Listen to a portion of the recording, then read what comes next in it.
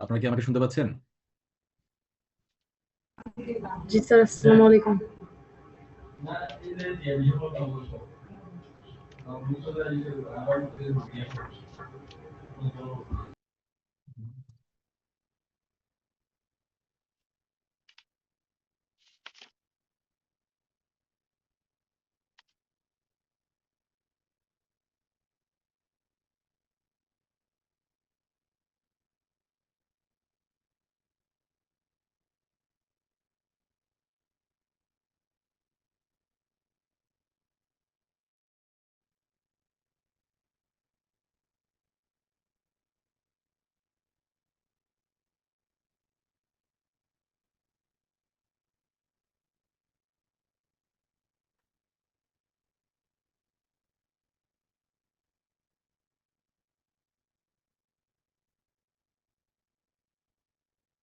আজকে আমরা যে টপিকটা পড়বো এটা ধরেন কোর্ট কাছারিতে লয়ারদের জন্য ইম্পর্টেন্ট, জাজদের জন্য তো ইম্পর্টেন্ট না, বাট বিষয়টা হচ্ছে যদি এগুলাও না জানা থাকে তাহলে ধরেন আপনার সিআরপিসি তে পরিপূর্ণ নলেজ আছে, যে একটা কনফিডেন্স থাকার কথা, ওইটা হয়তো বা একটু শেক করবে আর কি। এই জন্য বিষয়গুলো আমরা আলোচনা করব খুবই সংক্ষেপে এবং খুব মানে কি বলে ক্ল্যারিটির সাথে। তবে মজার বিষয় হচ্ছে এই জায়গাগুলো থেকে ইদানিং বার কাউন্সিলে, জুডিশিয়ারি বা বিজিএস এর প্রশ্ন আসতেছে, কারণ কমন জিনিসগুলো তো সবাই জানে, সুতরাং এখান থেকে প্রশ্ন করি করে একটু আটকাই দিই যে তারা পারে কিনা দেখি, এই জন্য এখান থেকে আসে। তো লেকচার 3 আমরা স্টার্ট করি, আপনারা সবাই খাতা কলম নেন আর হচ্ছে ফোনে বা ল্যাপটপে ফুল স্ক্রিন দিয়ে শুনেন, ব্যারেক নিয়ে বসেন, খাতা কলম নিয়ে বসেন, ক্লাসের পড়া ক্লাসেই মুখস্থ হয়ে যাবে ইনশাআল্লাহ। তো আমরা লাস্ট ক্লাসে আমরা দেখেছিলাম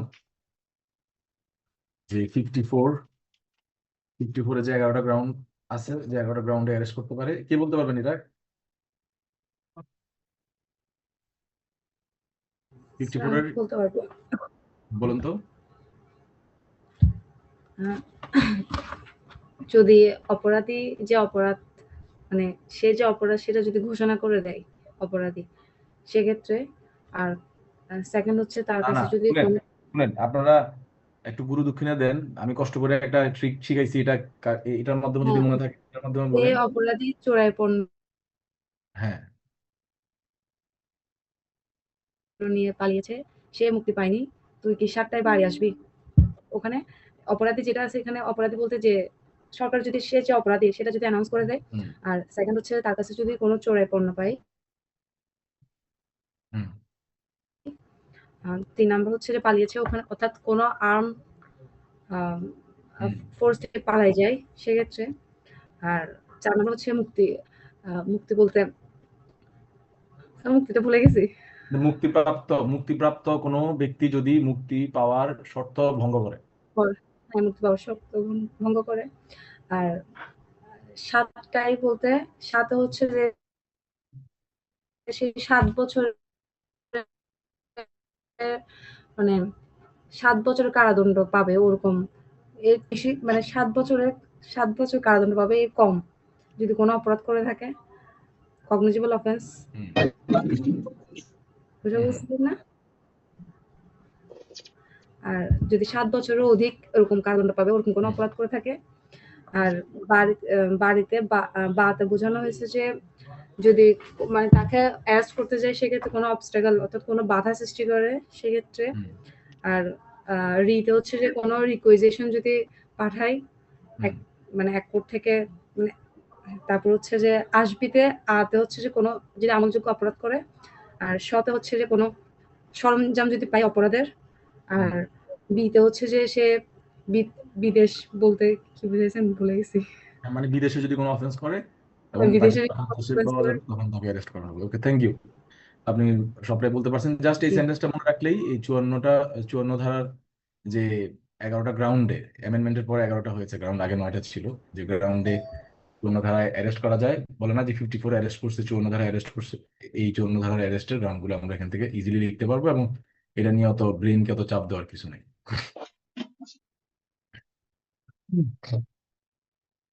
স্যার, আপনার ট্রিক গুলার কারণেই পড়াগুলো মনে থাকে। হ্যাঁ, আপনারা চাইলে নিজেরও কোনো ট্রিক আনতে পারেন, মানে আমারগুলো যে মনে রাখতে হবে তা না, এমন হতে পারে যে এখানকার কারো ট্রিক আরো বেশি মানে ক্যাচি, আরো বেশি ইজি হইতে পারে, রাইট? আবার আপনি নিজের মতো করে করতে পারেন, এটা কিন্তু ফ্রি, মানে আমারটা যে ফলো করতে হবে তা না, তবে আমারটা ফলো করে যদি আপনি ইজিলি গেট করতে পারেন তাহলে করেন, কোনো সমস্যা নেই, মানে আপনি ফ্রি। ওকে, আজকে আমরা লেকচার 3-তে যাবো, যেটা শুরুতে বলছিলাম, এটা অতটা ইম্পর্টেন্ট না, তবে ইম্পর্টেন্ট কেন, কারণ ইদানিং এই জায়গাগুলো থেকে প্রশ্ন আসতেছে। আমার কথা হচ্ছে, আমি রিস্ক কেন নিব? আমি 100টা অ্যান্সার সঠিক করার চেষ্টা করবো, কথার কথা। তো এখান থেকে যদি আসে এবং যদি সেটা কমন হয়ে যায়, তাহলে আমি অ্যান্সার করতে সমস্যা কোথায়? অনেকে আমরা এই জায়গাগুলো হচ্ছে, যেমন ধরেন এই যে 55 থেকে 141 যে ধারাগুলো আছে, এগুলো আমরা অনেকে ধরি না, সরাসরি 1 লাফ হয়ে 154-তে চলে যাই। তো মাঝখানে নিজেদের কাছে মনে হয় যে একটা হলো হয়ে আছে, মানে সিআরপিসি তে একটা ছিদ্র হয়ে আছে, যেটা ফিল আপ হয় নাই, মানে আমি এই জায়গাগুলো পড়ি নাই। তো এই জন্য আমি সিপিসি পড়ানোর সময়ও আপনাদেরকে একদম সম্পূর্ণ কাভার করে দিয়েছি, যাতে করে কোথাও মাথার মধ্যে এই কনফিউশন বা এই মানে হচ্ছে ল্যাগিং না থাকে, যে এই জায়গাটা তো দেখলাম না, এখানে কি আছে। এই জন্য আমি পুরোটাই পড়াইছি সহজভাবে, এবং কোর্টে যেভাবে প্র্যাকটিস ওইভাবে পড়াইছি। তো চলেন আমরা চলে যাই। আমরা দেখছি যে 54 ধারায় কি কি গ্রাউন্ডে অ্যারেস্ট করা যায়। 55-তে চলে আসি। 54 ধারা ছাড়াও, এর আগে ক্লাসে আমাদের ছোট ভাই ইয়ামিন বলছিল, 54 ধারা ছাড়াও আরো কয়েকটা ধারা আছে যেখানে পুলিশ চাইলে উইদাউট ওয়ারেন্ট অ্যারেস্ট করতে পারে। সেগুলো কি কি? তো এখানে একটা জিনিস খেয়াল করেন, সবাই খাতা কলম নেন, লেখেন 54 ধারায় অ্যারেস্ট করবে হচ্ছে এনি পুলিশ অফিসার। মানে কি অ্যারেস্ট করতেছে সেটা কিন্তু ইম্পর্টেন্ট। 54 ধারায় অ্যারেস্ট করতেছে এনি পুলিশ অফিসার, আছে না? কি লেখা আছে দেখেন, এনি এনি পুলিশ অফিসার।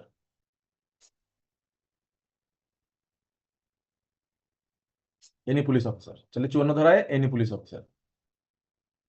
আর 55-তে বলা হচ্ছে ওসি, কে? ওসি অ্যারেস্ট করতে পারবে। তারা কারা? তারা হচ্ছে যে একটি আমলযোগ্য অপরাধ করার জন্য প্রস্তুতি নিচ্ছে। কি আমলযোগ্য অপরাধ করার জন্য প্রস্তুতি নিচ্ছে? এক, যে তার মানে হচ্ছে আপনার, যার জীবন ধারণের কোনো মাধ্যম নাই, মানে ভ্যাগাবন্ড, হ্যাঁ, জীবন ধারণের মাধ্যম নাই, রাস্তাঘাটে ঘুরে বেড়ায় যাযাবর টাইপের লোক আর কি, তাকে অ্যারেস্ট করতে পারবে। আর একটা হচ্ছে হ্যাবিচুয়াল রবার, মানে যে মানে হচ্ছে অভ্যাসগত ভাবেই ডাকাত, ঘর ঘর ভাঙে, চুরি করে, মানে চোর। আগেরকার যুগে আমাদের এই যে হাউস ব্রেকার কেন বলে, আগেরকার যুগে হচ্ছে গ্রামে এরকম মাটির ফ্লোর ফ্লোর থাকতো, তো এগুলো দিয়ে এরকম খোদাই করে এদের ভিতর দিয়ে ঢুকতো। হ্যাঁ, তো এই জন্য হাউস ব্রেকার বলে এগুলো। তো যারা এরকম হ্যাবিচুয়াল চোর, হ্যাবিচুয়াল হচ্ছে হাউস ব্রেকার, রবার, ডাকাত, যার হচ্ছে জীবন ধারণের কোনো মাধ্যম নাই, ঘুরে বেড়াচ্ছে বিভিন্ন জায়গাতে, হ্যাঁ, এবং তাকে জিজ্ঞেস করলে কোনো স্যাটিসফ্যাক্টরি অ্যান্সার দিতে পারতেছে না, এবং যে কোনো একটা আমলযোগ্য অপরাধ করার জন্য প্রিকশন প্রস্তুতি নিচ্ছে, তো এই 3 ধরনের ব্যক্তিকে অ্যারেস্ট করতে পারে কি ওয়ারেন্ট ছাড়া। কে করতে পারে? কে করতে পারে? ওসি করতে পারে। ওসি।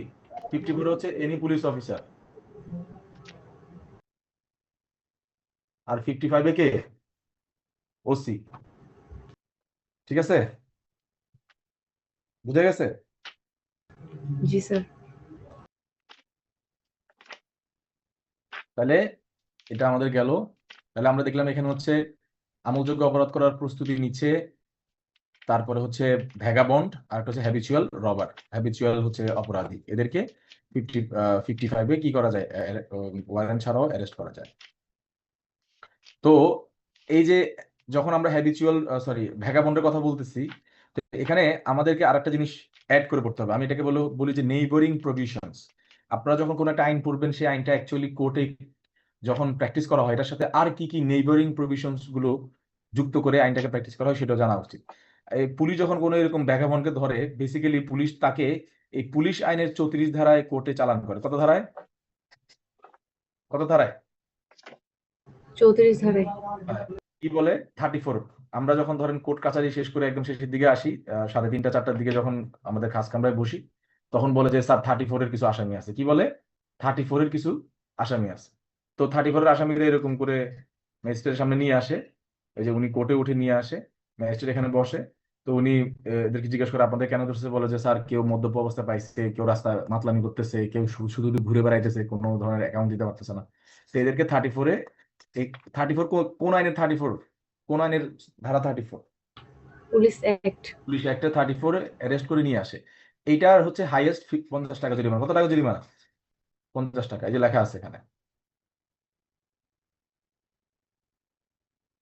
ফাইন নট এক্সিডিং 50 টাকা। কত টাকা? 50 টাকা জরিমানা। তো আমরা হচ্ছে 50 টাকা জরিমানা করে ছেড়ে দিই। এরপর হচ্ছে পুলিশ সবার কাছ থেকে 50 টাকা করে নিয়ে এদেরকে হচ্ছে ছেড়ে দেয় আর কি।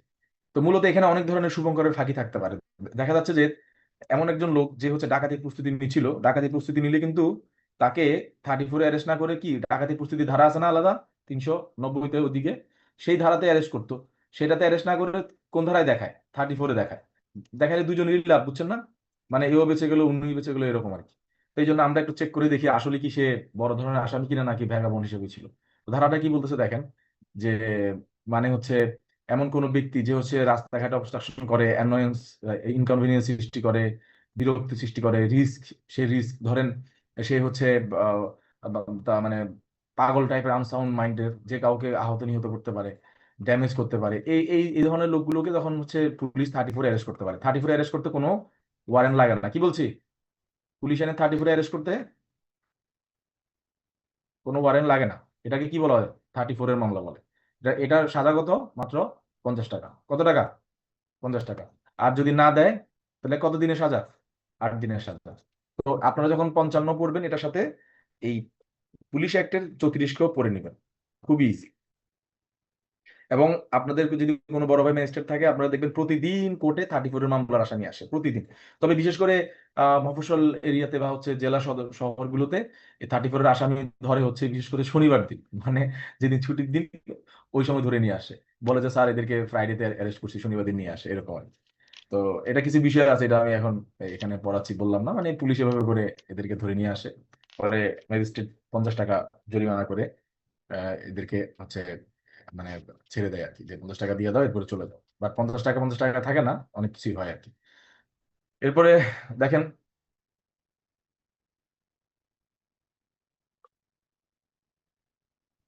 এরপরে 56-এ একই কথা বলতেছে যে যে যে পুলিশ অফিসার অ্যারেস্ট করতে চায় তিনি চাইলে অন্য কাউকে দিয়ে অ্যারেস্ট করাতে পারেন, তবে সেক্ষেত্রে অর্ডারটা তাকে রিটেন ফর্মে দিতে হবে।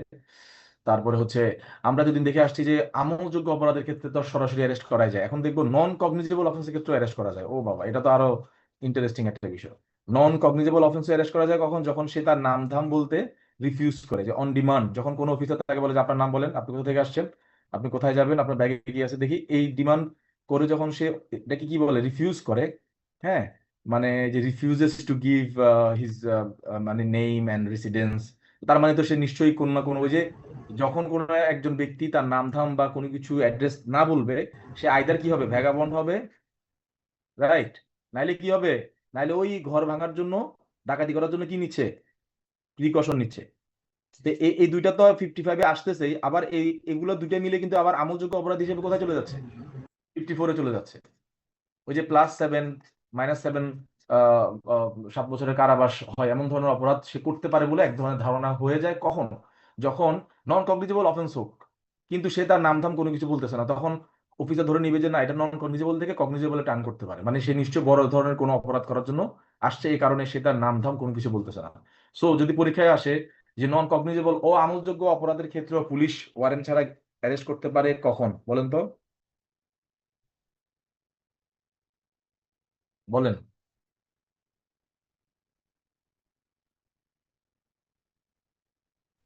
যখন সে তার পরিচয় দিতে রিফিউজ করে বা ডিনাই করে বা হ্যাঁ, বলছে না। যখন সে তার নাম, রেসিডেন্স এগুলা দিতে রিফিউজ করে, তখন নন কগনিজেবল অফেন্সেও কি কাউকে পুলিশ অ্যারেস্ট করতে পারে। পরবর্তীতে যদি সে যদি তার নাম ধাম এগুলো বলে এবং একটা বন্ড স্বাক্ষর করার পরে ম্যাজিস্ট্রেট তাকে ছেড়ে দিবে, রিলিজ করে দিবে, যেখানে বলা আছে। আর পুলিশ অফিসার চাইলে ধরেন কাউকে যদি উইদাউট ওয়ারেন্ট অ্যারেস্ট করতে হয়, তাহলে তাকে বাংলাদেশের যে কোনো প্লেসে অ্যারেস্ট করতে হবে, এটার জন্য কোনো নির্দিষ্ট কোনো জায়গা নেই। পরীক্ষা যদি আসে লিখবেন এনি প্লেস, মানে যে কোনো জায়গায়।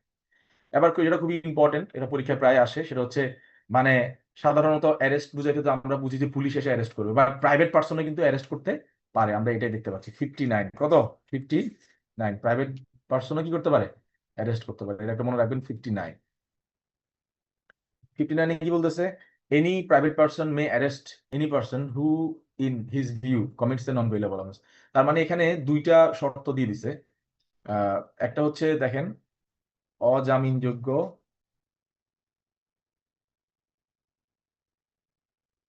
প্লাস আমলযোগ্য কি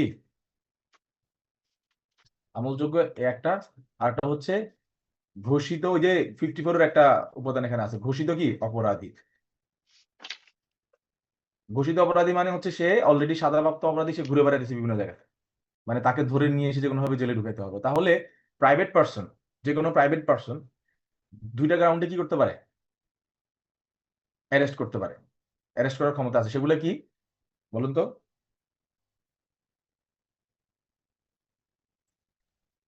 সেগুলো কি? অজামিনযোগ্য এবং আমলযোগ্য অপরাধ করেছে ওরকম, আর ঘোষিত অপরাধী। আচ্ছা, আমলযোগ্য অপরাধ কি কে বলতে পারবেন? দেখি একটু মেমোরি ফ্রেশ করি।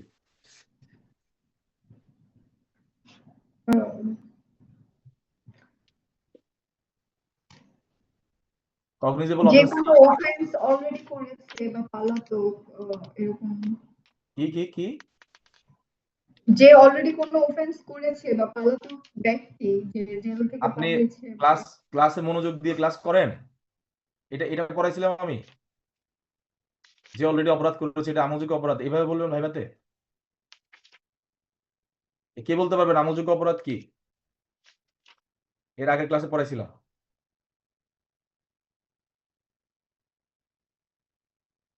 কে বলতে পারবেন কগনিজেবল অফেন্স কি? স্যার, তার যে মাত্রা সকল অপরাধ হচ্ছে যে কোর্টের মানে কোর্টের অনুমতি ছাড়াই হচ্ছে যে পুলিশ সরাসরি গ্রেফতার করতে পারে। হ্যাঁ, আর আর কি? যেটা সাজা 2 বছরের বেশি। অফেন্স এন্ড হচ্ছে বেইলেবল না। এত ডিটেলে যাওয়া দরকার নেই, দুইটা গ্রাউন্ড আমি বলছিলাম। এই অনি, আপনি কি মনোযোগ দিয়ে ক্লাস করেন না? ক্লাস যদি মনোযোগ দিয়ে না করেন, পরে ক্লাস রেকর্ডিংটা দেখেন না কেন? আপনি যে উত্তরটা দিছেন এটা ভাইভাতে দিলে তো 0 পাবেন। আমলযোগ্য অপরাধ হচ্ছে যেখানে কি ওয়ারেন্ট ছাড়া, উইদাউট ওয়ারেন্ট কি করা যায়, arrest করা যায় এবং যার সাজা 2+ 2 ইয়ার্স, বছর। এটা হচ্ছে কি আমলযোগ্য অপরাধ। এবার বুঝা গেছে? তাহলে ও আমলযোগ্য অপরাধ কি? যার সাজা -2 ইয়ার্স, মানে 2 বছরের নিচে, এবং যেখানে ওয়ারেন্ট ছাড়া কি করা যায় না, অ্যারেস্ট করা যায় না, সেখানে অ্যারেস্ট করতে হলে কার অনুমতি লাগে? কোর্টের অনুমতি লাগে। ম্যাজিস্ট্রেটের অনুমতি লাগে। ঠিক আছে? এই জন্য আমি বারবার বলি যে আইডিয়াগুলো যদি, মানে আপনি অনেক বড় পণ্ডিত, অনেক কিছু জানেন মাথার মধ্যে, কিন্তু যদি ঠুস করে যদি বলতে না পারেন, মানে উইদিন ধরেন ন্যানো সেকেন্ডের মধ্যে যদি মুখ থেকে না আসে, they will not wait for you, they will think that আপনার মাথা ক্লিয়ার না। আর যার মাথা ক্লিয়ার না, তার লয়ারও বানাবে না, তার জাজও বানাবে না, বলবো যে আপনি নেক্সট টাইম আবার ট্রাই করেন। তো যখনই বলবে আমলযোগ্য অপরাধ কি, বলতে হবে স্যার যে অপরাধের ক্ষেত্রে পুলিশ ওয়ারেন্ট ছাড়া অ্যারেস্ট করতে পারে এবং যে অপরাধের সাজা 2+ ইয়ার্স, সেটা হচ্ছে স্যার আমলযোগ্য অপরাধ। শেষ। তাইলে এখানে বলা হচ্ছে কেউ যদি আমলযোগ্য অপরাধ করে এবং যেটা কি অজামিনযোগ্য, তাহলে সেক্ষেত্রে একজন প্রাইভেট ব্যক্তি কি করতে পারে, তাকে অ্যারেস্ট করতে পারে, অথবা যে হচ্ছে কি ওই যে আছে, অথবা যে হচ্ছে কি প্রোক্লেম অফেন্ডার, ঘোষিত অপরাধী, তাকে অ্যারেস্ট করতে পারে। তো অ্যারেস্ট করার পরে তাকে মেকওভার করবে। মেকওভার মানে কি বলেন তো? চেহারার মধ্যে মেকআপ করা। মেকওভার মানে হচ্ছে তাকে মানে যার জিনিস তাকে দিয়ে দেওয়া। তো এই যে অপরাধী ধরার পরে এটা কার জিনিস হয়ে যায়? পুলিশের না? তো পুলিশের কাছে হস্তান্তর করা, তাকে দিয়ে দেওয়া যে এটা তোমার জিনিস, তুমি নিয়ে যাও। তো এরপর আরো মজার বিষয় আছে যে কোনো প্রাইভেট ব্যক্তি যদি কাউকে এরকম মানে হচ্ছে গামছা দিয়ে বা হচ্ছে লুঙ্গি দিয়ে বাইন্দে ধরে নিয়ে আসে, জালমাল বাইরে ধরে নিয়ে আসে, অনেক সময় এরকম হয়, একদম দেখা গেছে পুরা শাড়ি মারি দিয়ে পেঁচায় পুচায় বাইন্দে ধরে নিয়ে আসছে, পুলিশের কাছে দিয়েছে। পুলিশ তখন তাকে যদি মনে হয় যে নাকি 54 অ্যারেস্ট করা উচিত প্রথমে, যেহেতু কোনো মামলা আমরা খুঁজে পাচ্ছি না, তাহলে পুলিশ তখন তাকে কি করবে, 54 অ্যারেস্ট দেখা, আবার রি-অ্যারেস্ট দেখা, 54 আবার কি রি-অ্যারেস্ট দেখা। সো যদি পরীক্ষা এরকম আসে, কোনো প্রাইভেট ব্যক্তি কাউকে অ্যারেস্ট করার পর পুলিশ তাকে আবার 54 গ্রেফতার করতে পারে কি না? উত্তর কি? উত্তর কি হবে? পারে। হ্যাঁ। এই অনি বুঝছেন? বলেন আমলযোগ্য অপরাধ কি?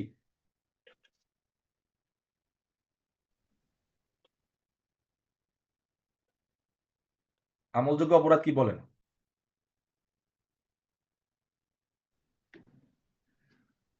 উইদাউট ওয়ারেন্ট হচ্ছে পুলিশ অ্যারেস্ট করতে পারবে, আর হচ্ছে যার 2 বছরের 2 ইয়ার্স অধিক, প্লাস হ্যাঁ, অধিক সাজা যে অপরাধে, সেই অপরাধের ক্ষেত্রে অ্যারেস্ট করতে হবে।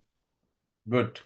এরপর বলা হচ্ছে যে লোকটাকে অ্যারেস্ট করা হবে, person arrested to be taken before magistrate or officer in charge without unnecessary delay.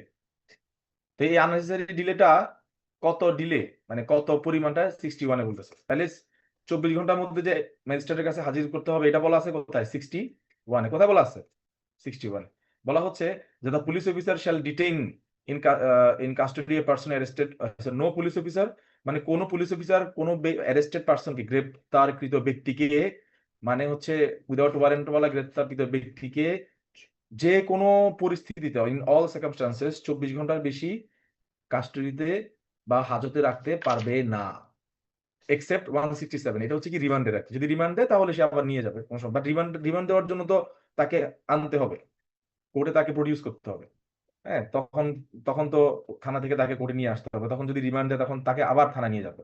কিন্তু এর বাইরে থানায়, মানে মোট কথা হচ্ছে এর বাইরে থানার গারদে অ্যারেস্টের পরে একটা লোকের 24 ঘন্টার বেশি রাখার কোনো সুযোগ নাই। ক্লিয়ার?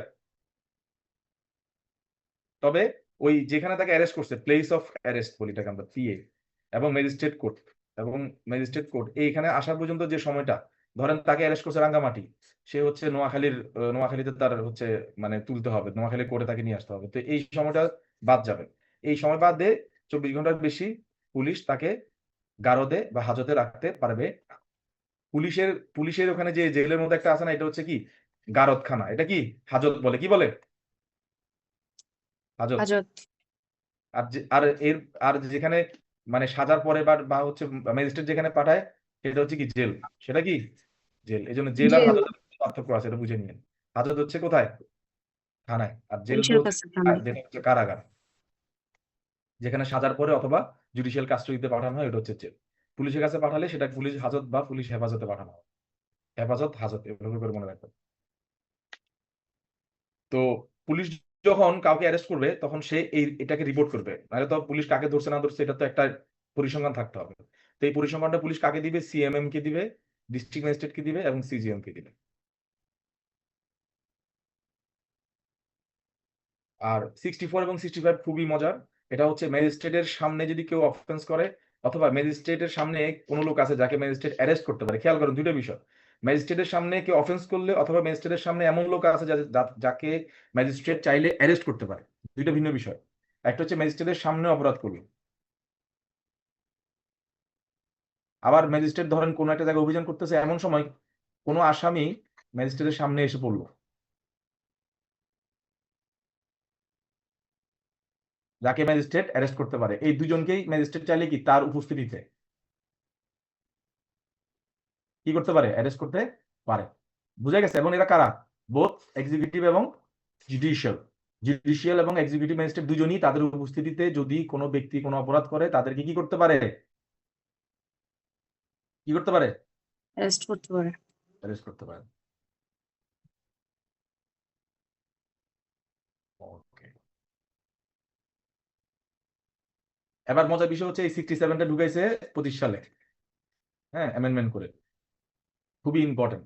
বলা হচ্ছে অ্যারেস্ট করার সময়, আমরা যে উপরে যে অ্যারেস্ট করার সময় কি কি করতে হয় না করতে হয়, যেগুলো আমরা 46 থেকে পড়ে আসছিলাম, এই রুলস গুলো যদি কমপ্লাই না করে এবং যদি সেগুলোকে ভায়োলেট করে কোনো অফিসার, বা এগুলোকে যদি কমপ্লাই না করা হয়, তাহলে তার বিরুদ্ধে তার ঊর্ধ্বতন অফিসারের কাছে কি করা হবে? অ্যাকশন নেওয়ার জন্য বলা হবে। এবং তার সার্ভিস রুলে এটার একটা, এই যে সার্ভিস রুলে এটার একটা একটা কমেন্ট থাকবে, মন্তব্য থাকবে, যাতে করে পরবর্তী পদোন্নতিতে তাকে আটকানো যায়। ক্লিয়ার?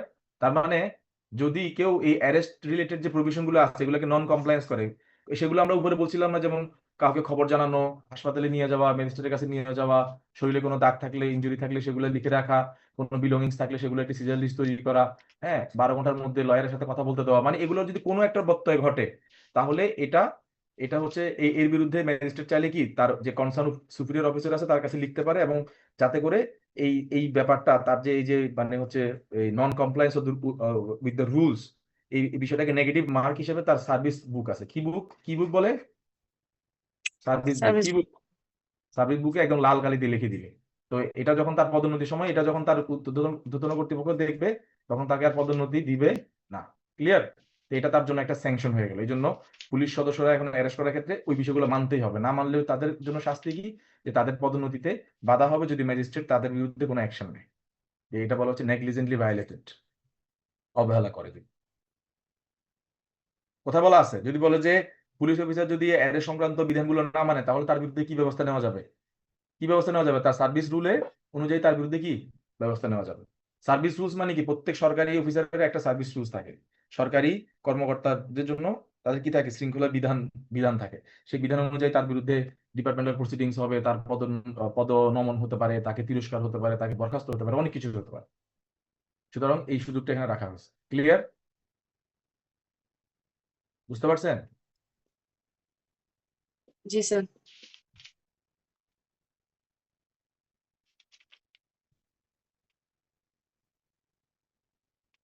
ওকে।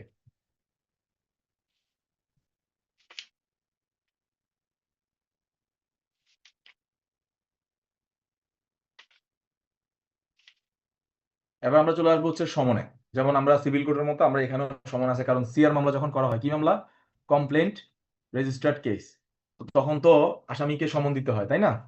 থানায় মামলা নিলে তো পুলিশ সরাসরি অ্যারেস্ট করতেই পারে, কিন্তু যখন কোর্টে মামলা হয় তখন কোর্ট গিয়ে কি তাকে অ্যারেস্ট করে?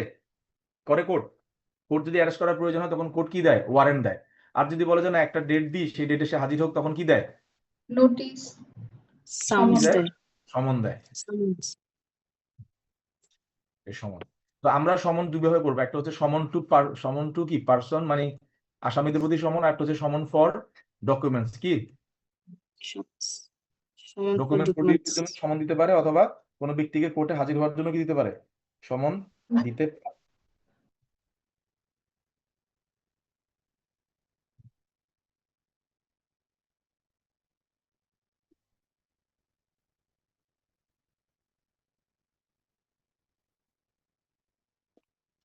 রিমান্ডের বিষয় এখন বলতেছি না, জাস্ট এটা ইয়াতে বলবো, কি বলে, রিমান্ড যখন পড়াবো তখন বলবো।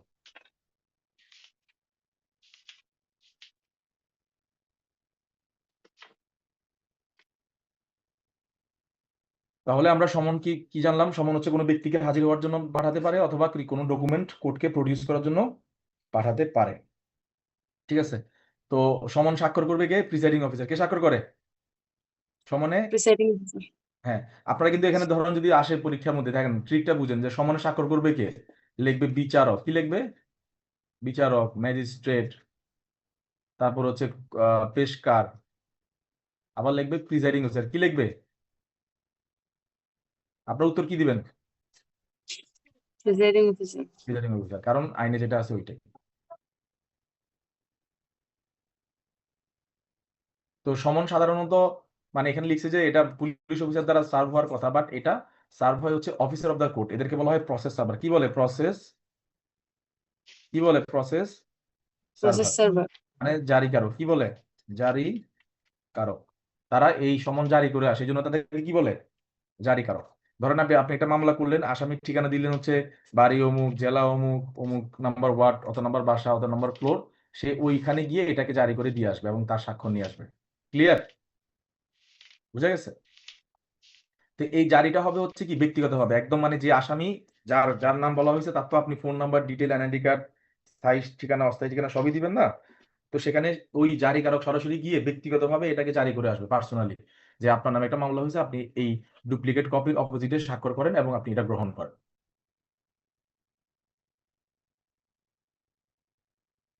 বুঝা গেছে? জি। এবং ওই যে সিগনেচারের কথা বলা হয়েছে, সিগনেচার করবে। আর কোনো হচ্ছে যদি কোম্পানি হয়, কি হয়? কোম্পানি হয় সেক্ষেত্রে কোম্পানির খুবই ইজি, কোম্পানির secretary, local manager, principal officer, মানে মোট কথা হচ্ছে কোম্পানির যিনি বস তার বরাবর পাঠাইতে হবে। তো 2025 সালে এই 4 নাম্বার একটা নতুন করে উপধারা ঢুকানো হয়েছে, যে যেহেতু আমরা এখন ডিজিটাল যুগে বসবাস করি, বলা হচ্ছে এভাবে অ্যানালগ সব সমানের পাশাপাশি ইলেকট্রিক মিনস, মানে ইলেকট্রনিক মাধ্যমেও সমান পাঠানো যাবে। সেটা হচ্ছে কি? এসএমএস। কি? ধরেন আপনার একটা নাম্বার আছে বাংলা লিংক, ওই নাম্বারে সরাসরি এসএমএস চলে গেল যে আপনার নামে মিস্টার ক এই ধারায় মামলা করেছে, আপনাকে অমুক অমুক তারিখে কোর্টে হাজির থাকার জন্য বলা হলো। তো এসএমএস, ভয়েস কল হইতে পারে। এগুলো আস্তে আস্তে মানে নতুন করে সরকার এগুলো নিয়ে হচ্ছে কাজ শুরু করবে, মানে এটা আইনে আছে। পরীক্ষা এটা কিন্তু আসতে পারে, রিসেন্ট অ্যামেন্ডমেন্ট, খেয়াল করবেন। তার মানে হচ্ছে এসএমএস, ভয়েস কল, হ্যাঁ, আইএমএস, ইলেকট্রনিক মেইল। তো এই যদি এসএমএসটা যদি তার ওখানে রিসিভড হয়, কি হয়? রিসিভড হয় বা সিন হয়, হ্যাঁ, তাহলে এটা একটা প্রুফ হিসেবে কাজ করবে যে হি গট দ্য সমন। এই সমনটা পাইলেই তো পরবর্তীতে আপনি ধরেন সমন না পাইলে আপনি কি করবেন? সমন যখন পাবে, আপনি ধরে নেবেন যে সমন পাইছে, সে কোর্টে হাজির হবে। কোর্টে হাজির যদি না হয়, তাহলে আপনি একটা ওয়ারেন্ট চাইতে পারেন যে স্যার সে কোর্টে হাজির হন, একটা ওয়ারেন্ট দাও। আর যদি সে সমন পাওয়ার পরও যদি কোর্টে হাজির না হয়, আপনি তার বিরুদ্ধে ওই যে অ্যাবস্টেনশিয়া ট্রায়াল করা শুরু করে দিবেন। সে আসে নাই, সুতরাং তার বিরুদ্ধে ভাবে করে সাজা হয়ে যাবে, মামলা হবে, একতরফা রায় হয়ে যাবে।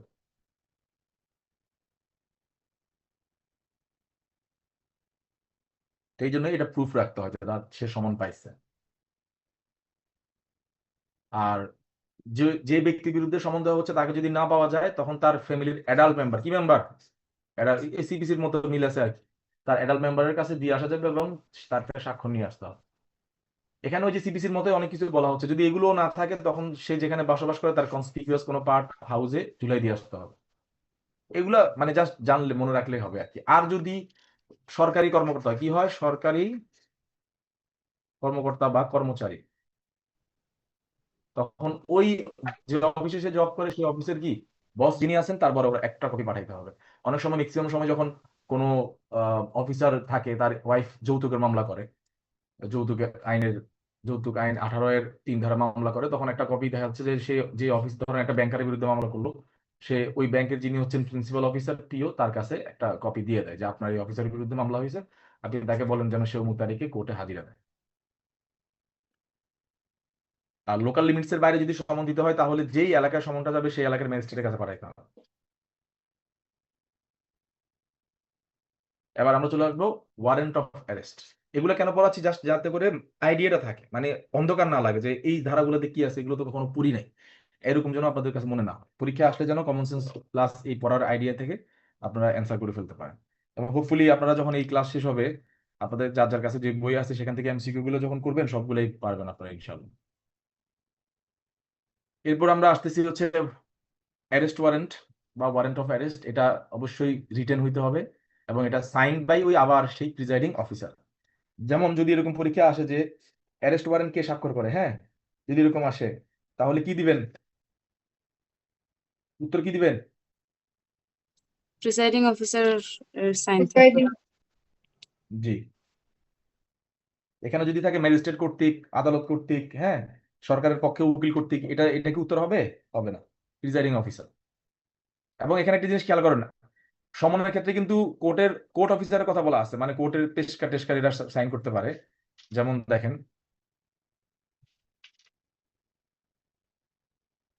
যে অর সাচ আদার অফিসার লেখা আছে না, লেখা আছে না, at the supreme G court sir. Direct. হ্যাঁ, কিন্তু এখানে মজার বিষয় হচ্ছে এটা এখানে নাই। কোথায় নাই? ওয়ারেন্ট অফ অ্যারেস্টে। কোথায় গেল? এটা বলা হচ্ছে যে every warrant issued by the court under this code shall be in writing, signed by the presiding officer or in the case of bench of magistrates and by any member of such bench and shall bear the, মানে এখানে অন্য কোনো অফিসারের option রাখে নাই, বলছে directly মানে magistrate দ্বারা স্বাক্ষর হবে। কি হবে? এই যে প্রিজাইডিং অফিসার বলতে কাকে বোঝানো হচ্ছে, এটা পরে পরে পরিষ্কার করে দিচ্ছে যে হয়তো বেঞ্চ অফ ম্যাজিস্ট্রেটস, মানে 2জন ম্যাজিস্ট্রেট থাকলে তাদের যে কোনো একজন বেঞ্চ এটা করবে, মানে তাদের বেঞ্চ যে বেঞ্চে আমরা তো উপরে পড়ে আসছি যে ম্যাজিস্ট্রেটরা বেঞ্চেও বসতে পারে। তার মানে আলটিমেটলি স্বাক্ষরটা কে করতে হবে? ম্যাজিস্ট্রেট, মানে একদম যিনি মানে ম্যাজিস্ট্রেট বিচারক, তিনি স্বাক্ষরটা করবেন। পরীক্ষা আসলে কি দিবেন? ম্যাজিস্ট্রেট দিবেন নাকি পিও দিবেন? পিও। পিও। কি দিবেন? পিও।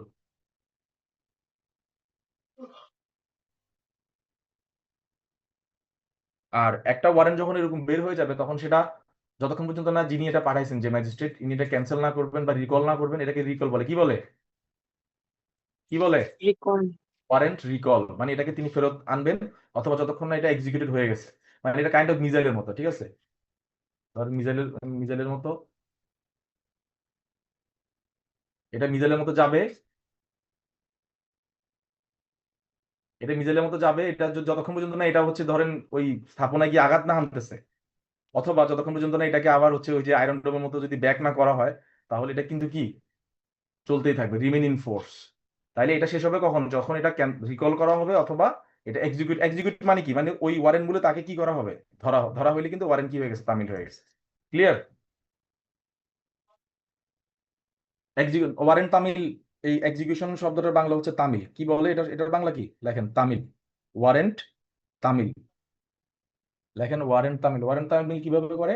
ওই যেই ওয়ারেন্ট মানে যে আসামিকে অ্যারেস্ট করার জন্য ওয়ারেন্টটা পাঠাইছে তাকে অ্যারেস্ট করলে ওয়ারেন্ট তামিল হয়ে যায়, অথবা যদি সে আসামি সেখানে না থাকে, এটা জাস্ট যে কোর্টকে পাঠাইছে সেই কোর্টে ব্যাক করে দিলে ওয়ারেন্ট তামিল হয়ে গেছে, মানে কাজ হয়ে গেছে। এই ওয়ারেন্টটা এখন আর কার্যকর নাই। এই 76টা খুব ইম্পর্টেন্ট, এটা মনে রাখবেন, যদিও এখানে দাঁড়াই নেই, লিখে রাখেন। ওয়ারেন্ট দেওয়ার পাশাপাশি কোর্ট যদি ডাইরেকশন দিয়ে দেয়, কি দিয়ে দেয়? ডাইরেকশন দিয়ে দেয় যে তুমি এই এই গ্রাউন্ডে তার থেকে বন্ড নিয়ে, কি নিয়ে? বন্ড নিয়ে তাকে কি করে দিতে পারো? রিলিজ করে দিতে পারো। হুম, এই যে রিলিজ করে দিতে পারো, তাহলে অ্যারেস্ট করার পরে কি রিলিজ করা যাবে। কি বলছি? ধরেন আপনি একজনকে ওয়ারেন্ট মূলে অ্যারেস্ট করলেন, কিন্তু সেই ওয়ারেন্টের মধ্যে ম্যাজিস্ট্রেট কিছু ডাইরেকশন দিয়ে দিছে, যদি এই এই এই কাজগুলো করে তাহলে আপনি তার থেকে বন্ড নিয়ে, কি নিয়ে? বন্ড নিয়ে তাকে কি করতে পারেন? রিলিজ করতে পারেন। এই যে ম্যাজিস্ট্রেট ডাইরেকশন দিবে যে তুমি বন্ড নিবা, বন্ড নিয়ে তাকে কি করবা? রিলিজ করবা। তাহলে 76 কি আছে?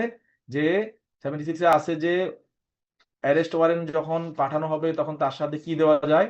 ডাইরেকশন দেওয়া যায়। ডাইরেকশন কে দিবে? কি দিবে? ম্যাজিস্ট্রেট দিবে।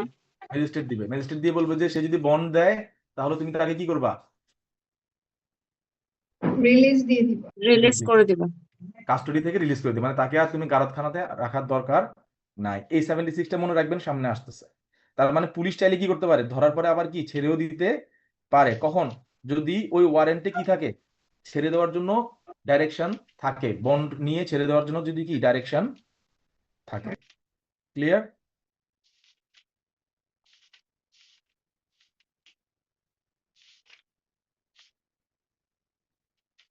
সেখানে সিউরিটি লাগবে, জামিনদার লাগবে বন্ড নেওয়ার ক্ষেত্রে। আর সবসময় ওয়ারেন্ট গুলো হচ্ছে পুলিশ অফিসারের কাছে পাঠানো হয়। হুম, আবার ওই যে একটু আগে যে আপনারা বলছিলেন যে ভাইয়া 59 দেখলাম প্রাইভেট ব্যক্তি অ্যারেস্ট করতে পারে, তো প্রাইভেট ব্যক্তি যদি অ্যারেস্ট করতে পারে, প্রাইভেট ব্যক্তির কাছে তো তাহলে ওয়ারেন্টও পাঠানো যেতে পারে, পারে না? পারে কিনা? পারা জি উচিত কিনা?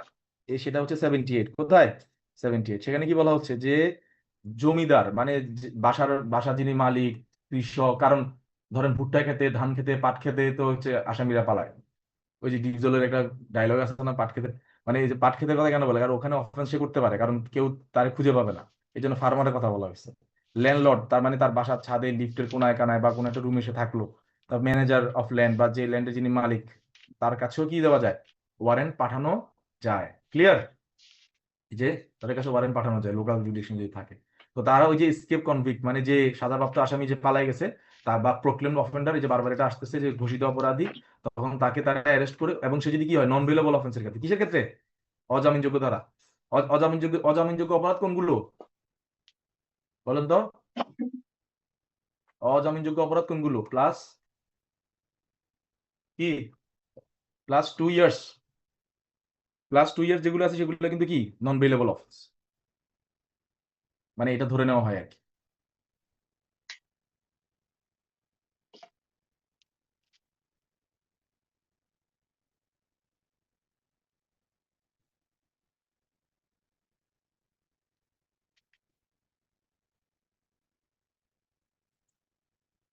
স্যার সেকশনটা আবার একটু বুঝিয়ে দেন। মানে আমরা বলতে চাচ্ছি যে ল্যান্ডলর্ডদের কাছেও কি করা যাবে? ল্যান্ডলর্ড, ফার্মার, ম্যানেজার, এদের কাছেও কি করা যাবে? ওয়ারেন্ট পাঠানো যাবে। হ্যাঁ, ওদেরকে দিয়ে কি অ্যারেস্ট করে আনতে বলছে যে? হুম হুম, বুঝি নাই।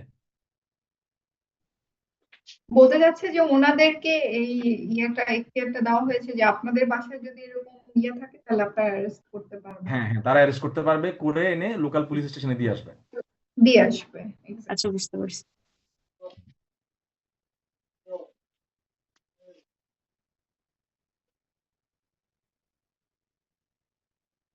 81 বলতেছে যে এই ধরনের ক্ষেত্রে যখন কোনো ব্যক্তিকে অ্যারেস্ট করা হবে তখন সে ওই যে সিম্পল আননেসেসারি ডিলে মানে কোনো ধরনের অপ্রয়োজনীয় বিলম্ব ছাড়া তাকে ম্যাজিস্ট্রেটের সামনে হাজির করতে হবে।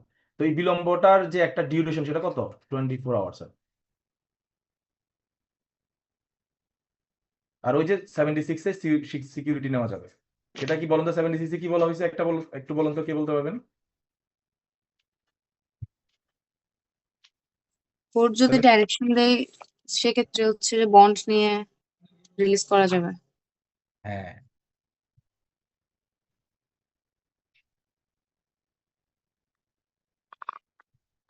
এটা একটু মাথায় রাখবেন, অনেকে এগুলো ভুলে যায়।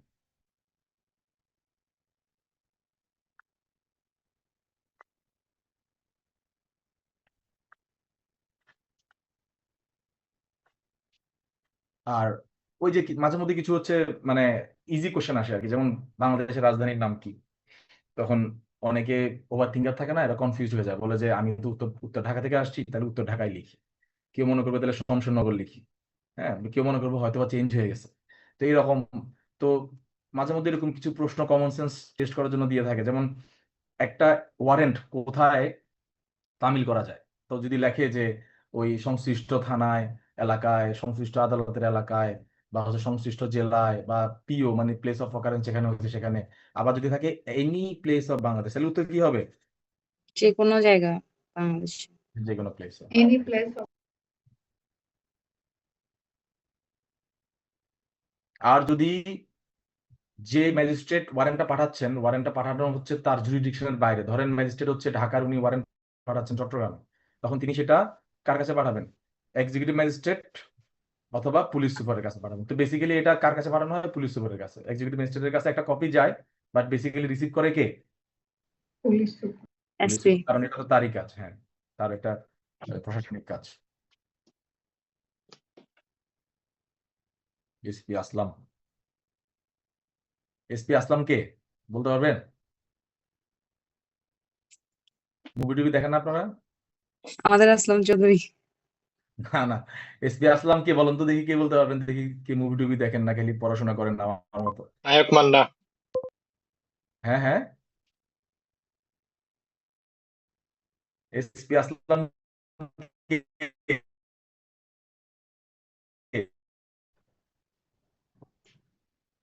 দেখতে পাচ্ছেন?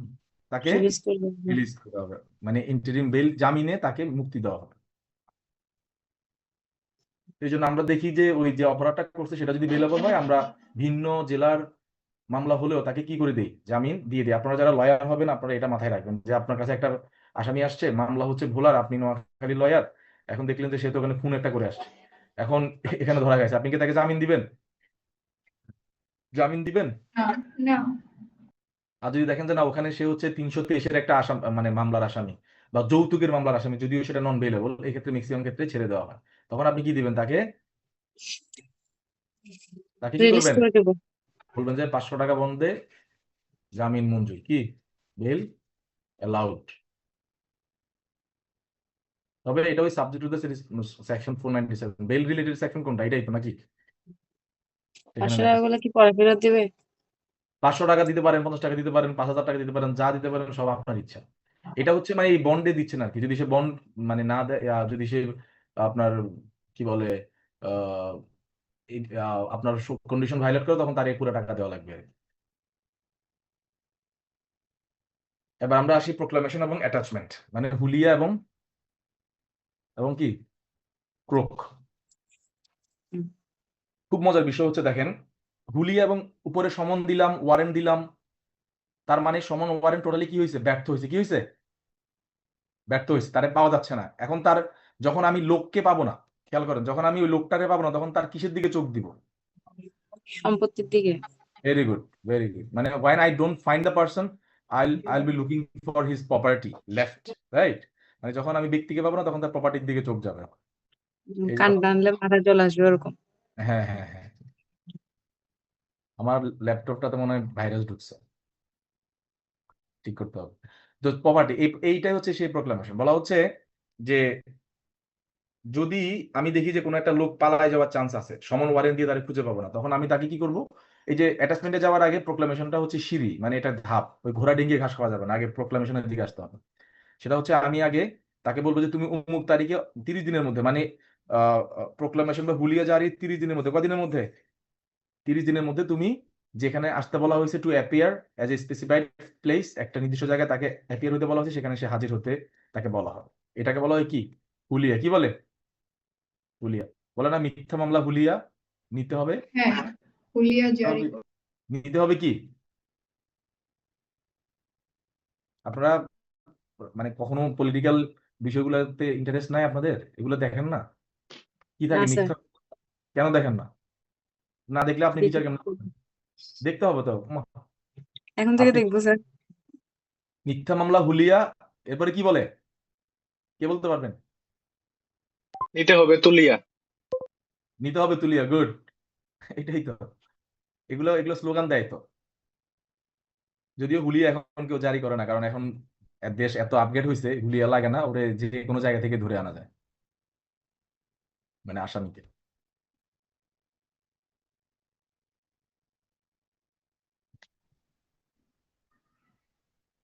তো হুলিয়া জারির কয়দিনের মধ্যে সে হাজির হবে? 30 দিনের মধ্যে। দিনের মধ্যে, 30 days। তো হুলিয়াগুলো হচ্ছে তার এলাকায়, ভিলেজে, কোর্টে, কনসপিকিউয়াস পার্টে এখানে ঝুলাই দেওয়া হবে যাতে সে দেখে। মোট কথা হচ্ছে এটা। এরপরে আসেন, হুলিয়া তো গেল, এবার আসি অ্যাটাচমেন্ট। বলা হচ্ছে দ্য কোর্ট ইস্যুইং প্রোক্লামেশন। দেখেন, এই জন্য বলছিলাম যে ঘোড়া ডিঙ্গে ঘাস খাওয়া যাবে না, আগে প্রোক্লামেশন দিবা। হ্যাঁ, আগে প্রোক্লামেশন দিবেন, তারপরে এবারে মে অ্যাট এনি টাইম, মানে এটার পাশাপাশি may at any time order the attachment of any property movable. মানে আমি হুলিয়া জারির পাশাপাশি যে ব্যক্তিকে আমি হাজির হওয়ার জন্য চাচ্ছি যে সে হাজির হোক বা সে কোর্টের আইনের আওতায় আসুক, তার অস্থাবর অথবা স্থাবর সম্পত্তি আমি কি করতে পারি? অ্যাটাচ করার জন্য আদেশ দিতে পারি। তাহলে খেয়াল করেন, একটা ক্রিমিনাল কোর্ট বা ম্যাজিস্ট্রেট এখন কি ওই সিআরপিসি দেওয়ানি আদালতের মতো কাজ করতেছে। কি কাজ করতেছে? অ্যাটাচমেন্ট করার জন্য বলতেছে। কি করার জন্য বলতেছে? অ্যাটাচমেন্ট। অ্যাটাচমেন্ট। অ্যাটাচমেন্টের বিষয়গুলোতে এখন তাহলে খেলবে কে? সিপিসি। কে খেলবে? সিপিসি। সিপিসির সিপিসি। বিষয়গুলো এখন চলে আসবে।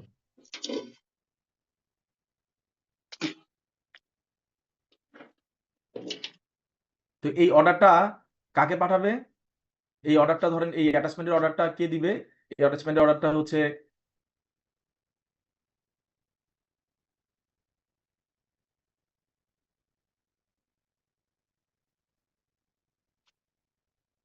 এটা এন্ডোর্স করবেন, হচ্ছে অ্যাটাচমেন্ট অর্ডারটা এন্ডোর্স করবেন সিজিএম স্যার।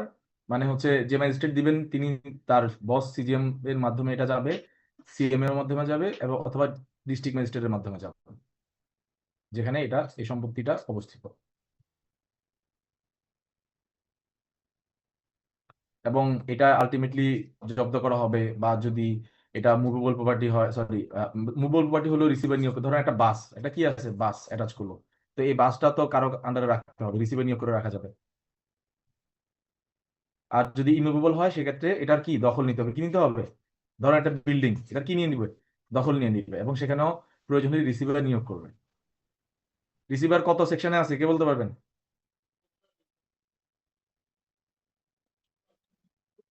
সরি, কত অর্ডারে আছে রিসিভার সিআরপিসির, সিপিসির? 40। গুড, ওই যে মনে আছে এভাবে বলছি কিন্তু। 40 বছর। তো এখন এই যে এখানে বলা হচ্ছে যে এই অ্যাটাচমেন্টের বিষয়টা সিপিসি অনুযায়ী হবে। কি হবে? সিপিসি। আমরা সিপিসি তে পড়ছিলাম না যে অ্যাটাচমেন্ট যদি হয় এবং এখানে কেউ থার্ড পার্টি যদি থাকে, কি থাকে? Third party. ধরেন আপনি একজন একটা বাস অ্যাটাচ করে ফেললেন, হ্যাঁ, তার না পাইয়া। তো থার্ড পার্টি মিস্টার এক্স এসে বললো তো বাসটা তো আমার। সে ক্লেম করলো, কি করলো? ক্লেম করলো। তো এই ক্লেমটা কয়দিনের মধ্যে করতে হবে? হুম, 6 মাসের মধ্যে। কয় মাসের মধ্যে? 6 6 মাসের মাসের মধ্যে। মধ্যে claim করতে পারবে। কে করতে পারবে? Who has interest in such property. যে ইন্টারেস্ট ইন সাচ প্রপার্টি, আপনারা নোট নিচ্ছেন, আমি আপনাদেরকে হেল্প করে দিচ্ছি যাতে করে পুরো ধারা পড়া না লাগে, জাস্ট নোটগুলো নিয়ে পরে ধারাটা পড়তে যাবে। তখন কেউ যদি এরকম ক্লেম করে যে এই যে সম্পত্তিটা অ্যাটাচ করা হয়েছে সেখানে আমার ইন্টারেস্ট আছে, তখন সেখানে একটা কি হবে? ইনকোয়ারি হবে। কি হবে? ইনকোয়ারি হবে। ইনকোয়ারি হওয়ার পরে তার এই ক্লেমটা অ্যালাউ হবে অথবা ডিসঅ্যালাউ হবে। ওই ঠিক আমি আমি আমার মনে আছে, আমি পড়াইছিলাম আপনাদেরকে সিপিসি তে, ওই স্টাইলে হবে। আর এখানে তো বলেই দিছে যে এখানে সিপিসি অ্যাপ্লাই হবে, মানে ম্যাজিস্ট্রেট সাহেব এখন দেওয়ানি আদালতের বিচারক হয়ে যাবে।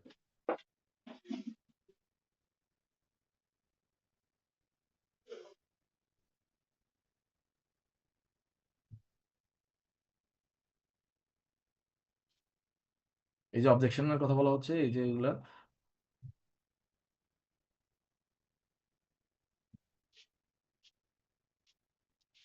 এখানে একটা মজার বিষয় আছে।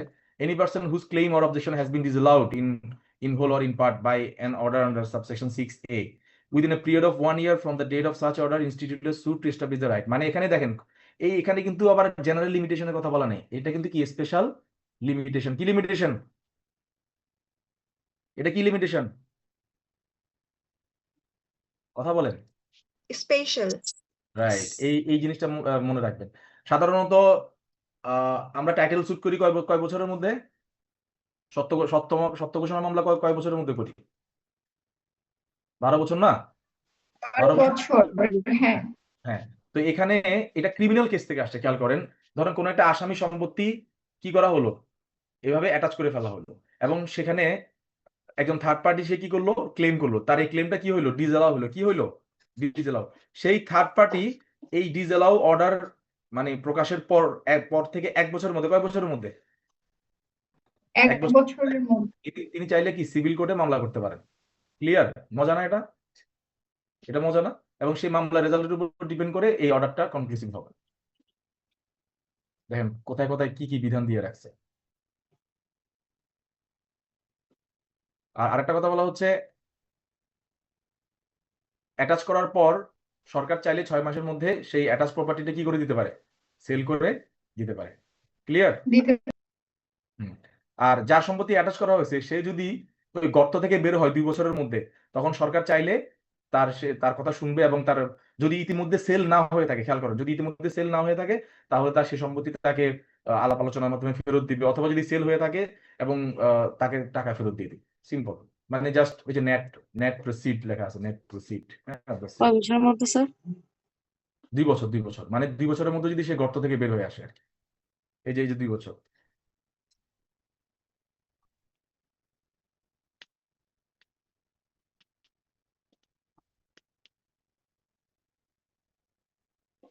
স্যার যদি এটা সেল করে দেয় তখন হুম।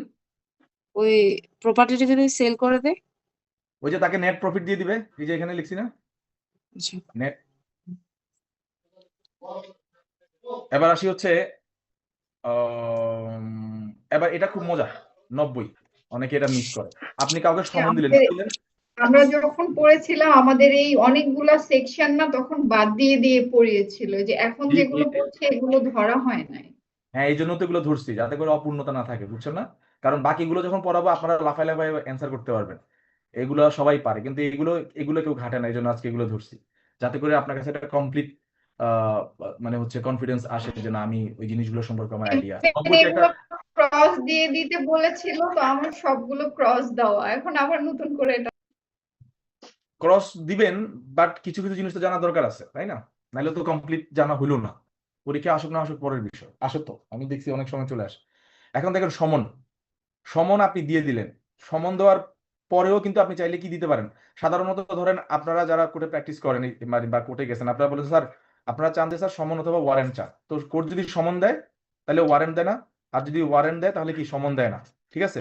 কিন্তু কোথাও যদি সমন দেয়, সমন জিনিসটা খুব ভদ্রচিত আর কি, যে পুলিশ টুলিশ পাঠাইলাম না, ওয়ারেন্ট দিলাম না, আপনাকে একটা ডেট দিলাম, সেই ডেটে আপনি কোর্টে এসে সারেন্ডার করেন, আপনি জামিন চান।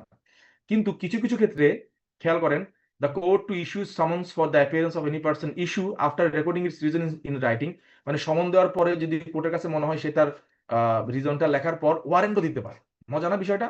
মানে সমন দেওয়ার পর আবার কি দিতে পারে, কি দিতে পারে? ওয়ারেন্ট সমানের পরিবর্তে ওয়ারেন্ট দিতে পারে। আমি পরিবর্তে বলছি, সমনের পরে। সমনের পরে। ঠিক আছে? সমন দিয়ে দিছে, তিনি তখন তার কাছে মনে হইলো যে সমন দিতে দেরি হয়ে যাবে, ওয়ারেন্ট পাঠাই দিই, তাহলে ওয়ারেন্টের উদ্দেশ্যটা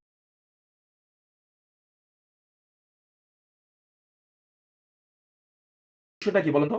সমন দিলে লোক অনেক কথা বলেন, সমন দিলে আসামি একটা নির্দিষ্ট তারিখে হাজির হওয়ার জন্য বলে, হ্যাঁ, আর ওয়ারেন্ট দিলে পুলিশ তাকে কি ধরে নিয়ে আসে, arrest করবে। অ্যারেস্ট করে ধরে নিয়ে আসে। তো কিছু কিছু বড় অপরাধের ক্ষেত্রে বা সিরিয়াস মানে হচ্ছে অফেন্সের ক্ষেত্রে কোর্টের কাছে মনে হলো যে আমি যে সমন দিলাম, এখন তো আমার মনে হচ্ছে ওয়ারেন্ট দিলে ভালো হতো, কারণ এই লোক তো পালাই যেতে পারে। তখন কোর্ট সমনের পাশাপাশি কি দিতে পারে, ওয়ারেন্টও দিতে পারে। ওয়ারেন্ট দিতে পারে। তাইলে এখানে কার্যকর হবে কোনটা বলেন তো? কোনটার মধ্যে আরো ওয়ারেন্ট। ওয়ারেন্টটা কার্যকর হবে স্যার। Exactly simple.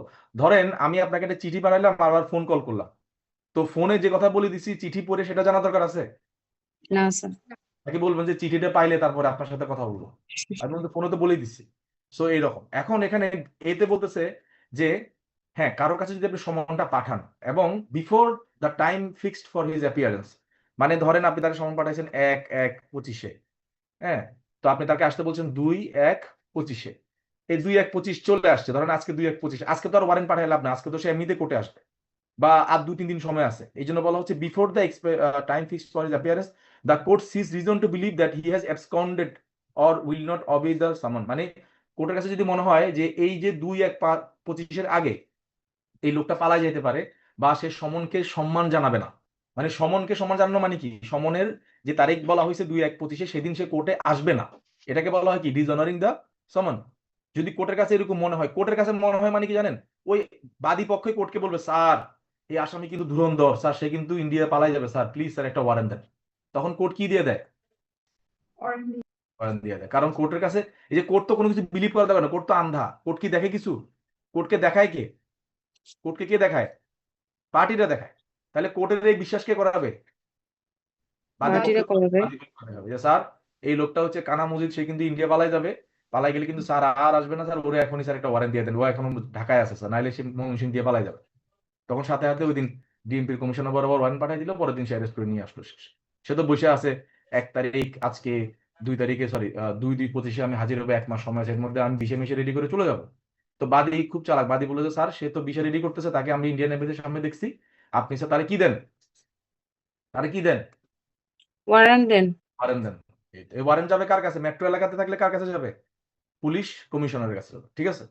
উনি জায়গা মতো পাঠিয়ে দিবেন।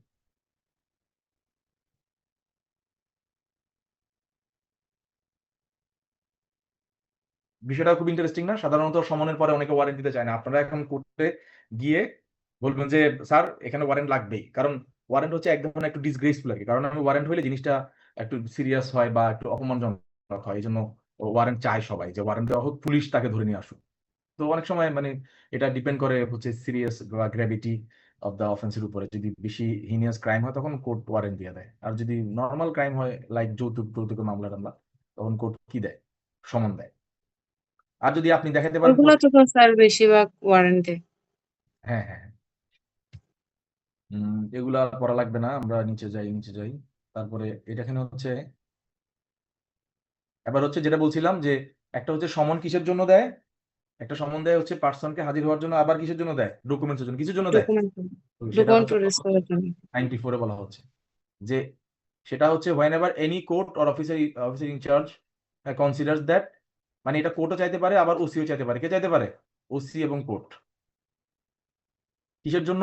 খেয়াল করেন, ওসি বলবে আপনি আপনার কাছে যে মোবাইলটা আছে নিয়ে আসেন, আপনার কাছে যে জিনিসটা আছে সেটা নিয়ে আসেন, ওই পেয়ালাটা নিয়ে আসেন, ওই গ্লাসটা নিয়ে আসেন যে গ্লাসে সে খাইছে, এরকম যে কোনো কিছু, বা ওই দলিলটা নিয়ে আসেন, অনেক কিছু হতে পারে। তো কিসের জন্য এটা? ইনভেস্টিগেশনের জন্য, ইনকোয়ারির জন্য, ট্রায়ালের জন্য। ওই যে যেগুলো শুরুতে পড়েছিলাম যে 3টা জিনিসে তো হয় কোর্টে, ইনভেস্টিগেশন, ইনকোয়ারি এবং ট্রায়াল। এই তদন্ত, অনুসন্ধান এবং কি বিচার, এই পারপাসে কোর্ট এবং ওসি, যে ওসি বলছে কিন্তু অন্য কেউ না, ওসি চাইলে কারো কাছ থেকে ডকুমেন্ট, যার কাছে এই ডকুমেন্টটা আছে, person in whose position the document is, তাকে কি করতে পারে? তাকে বলবে যে এই ডকুমেন্টটা আমাদের কাছে প্রডিউস করো। কি করো? প্রডিউস করো।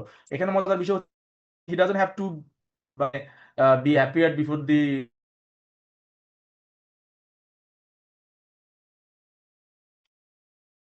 ডকুমেন্টটা চাইছে তার কাছে, সেটা পাঠিয়ে দিলে কিন্তু তার কাছে। ক্লিয়ার? তবে ব্যাংকের নথিপত্র এই বিষয়ের ক্ষেত্রে, ব্যাংক বুকস এভিডেন্স অ্যাক্ট 1891 এর ক্ষেত্রে আপনি কিছু কিছু ব্যাংকের নথি কিন্তু এভাবে ডাকতে পারবেন না। সেক্ষেত্রে আপনাকে হাইকোর্টের পারমিশন লাগবে। কি লাগবে? হাইকোর্ট এবং সেশন জাজের কি লাগবে? পারমিশন লাগবে। ক্লিয়ার? তাইলে কমন সেন্স থেকে এটা জেনে রাখবেন যে ব্যাংকের নথি হইলে সেখানে কোর্ট অথবা ওসি চাইতে পারবে না, সেখানে কার পারমিশন লাগবে? যেমন এটা একটু মনে রাখবেন, 403, 406, 408, 409, 421, 426 এগুলো হচ্ছে দুর্নীতি রিলেটেড সেকশন। এগুলোতে অনেক ধরনের দুর্নীতির বিষয় থাকে, মানে ডকুমেন্টারি ক্রাইম হয়। এগুলো এই সমস্ত ক্ষেত্রে যদি ডকুমেন্ট আনতে হয়, সেক্ষেত্রে কার পারমিশন লাগবে? কার পারমিশন লাগবে? দায়রা আদালতে। কার পারমিশন? দায়রা জজের। কার পারমিশন লাগবে? দায়রা জজ। দায়রা জজ। যিনি একটা জেলায় দায়রা জজ কে হন? যিনি জেলা জজ তিনি কি? দায়রা জজ। আর মেট্রো এলাকাতে দায়রা জজ কি? আলাদা। দায়রা জজ কি? আলাদা। ক্লিয়ার? বুঝে গেছে? বুঝতে পারছেন? মানে আপনারা বলেন না যে চট্টগ্রামের জেলা জজ স্যার আসছে, এই যিনি জেলা জজ চট্টগ্রামের জেলা জজ উনি চট্টগ্রামের সেশন জাজ, এই জন্য তার নাম সামনে কি থাকে, জেলা ও কি দায়রা জজ। দায়রা জজ। মানে উনি দেওয়ানি আদালতেরও প্রধান, আবার কি ক্রিমিনাল কোর্টেরও প্রধান, এই জন্য কি বলে প্রধান। জেলা দায়রা জজ। আর মেট্রো এরিয়াতে শুধু কি মহানগর দায়রা জজ, কি মহানগর দায়রা মহানগর জজ। দায়রা জজ। উনি শুধু এই মহানগর এরিয়ার ক্রিমিনাল কোর্টের প্রধান, যেমন আপনাদের যে মেট্রোপলিটন ম্যাজিস্ট্রেট কোর্ট বা সিএমএম কোর্টের প্রধান হচ্ছে কি মহানগর দায়রা জজ। আবার ঢাকা জেলা যেমন সাভার কেরানীগঞ্জ এটার জন্য আবার আলাদা আছে, উনি আবার জেলা ও দায়রা জজ ঢাকা।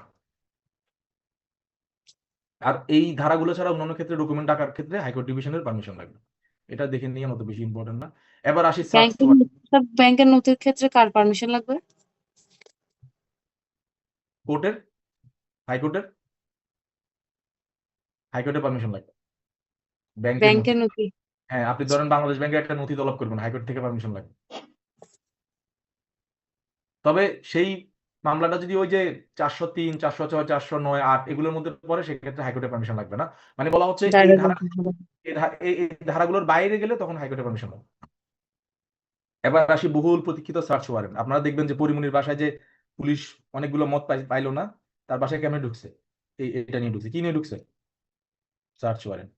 কি নিয়ে ঢুকছে, সার্চ ওয়ারেন্ট। সার্চ ওয়ারেন্ট নিয়ে হচ্ছে পুলিশ এবং এক্সিকিউটিভ ম্যাজিস্ট্রেট তারা ঢুকতে পারে। আপনি সমান ওয়ারেন্ট দেওয়ার পরেও যে কোনো ব্যক্তির বাসায় ঢুকতে পারবেন। কমন সেন্স, এগুলো খুবই কমন সেন্স, খুবই নর্মাল বিষয়। আর সার্চ ওয়ারেন্ট হচ্ছে অথরাইজ কে করে, অথরাইজ করতে পারে হচ্ছে ডিস্ট্রিক্ট ম্যাজিস্ট্রেট করতে পারে, সিজিএম করতে পারে, সিএমএম করতে পারে, ওনারা করতে পারে।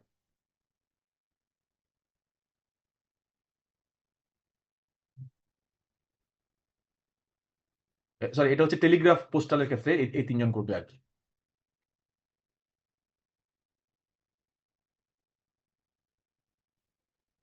আর সার্চ ওয়ারেন্টে যদি বলা থাকে যে একটা পার্টিকুলার প্লেসে তুমি খুঁজবা, ধরেন এই বিল্ডিং এর হচ্ছে এই 6-এর A নাম্বার ফ্ল্যাটে গিয়ে হচ্ছে তুমি খুঁজবা, তাইলে ওই ফ্ল্যাটে গিয়ে আপনি সার্চ ওয়ারেন্ট করুন, পুরো বিল্ডিং এ সার্চ করার কোনো দরকার নেই। এটা বলেছে 97-তে।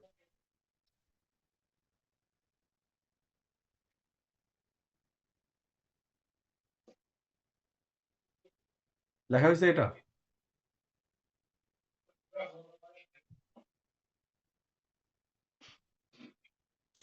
আর এই সার্চ ওয়ারেন্ট বেসিক্যালি লাগে হচ্ছে কোন ক্ষেত্রে সেটা আপনাদেরকে বলি। আপনারা ঈদের আগে প্রায় নিউজ দেখেন যে জাল নোট ধরছে, হ্যাঁ, তারপর কাউন্টারফিটিং কয়েন্স, জাল স্ট্যাম্প ধরে। তো এখানে তো পুলিশ তো মামলা হওয়ার আগেই চলে যায়। তো এটা হচ্ছে মজার বিষয়, মানে যদি কোথাও এরকম ধারণা পাওয়া যায় যে এখানে কোনো ডকুমেন্ট জাল হচ্ছে, টাকা বানানো হচ্ছে, স্ট্যাম্প জাল হচ্ছে বা কাউন্টারফিটিং কয়েন তৈরি করা হচ্ছে, সেখানে পুলিশ অফিসার নিজেই ওখানে গিয়ে ওইটা সার্চ করতে পারবে। এখানে কোনো কারো প্রায়র কোনো পারমিশন লাগবে না।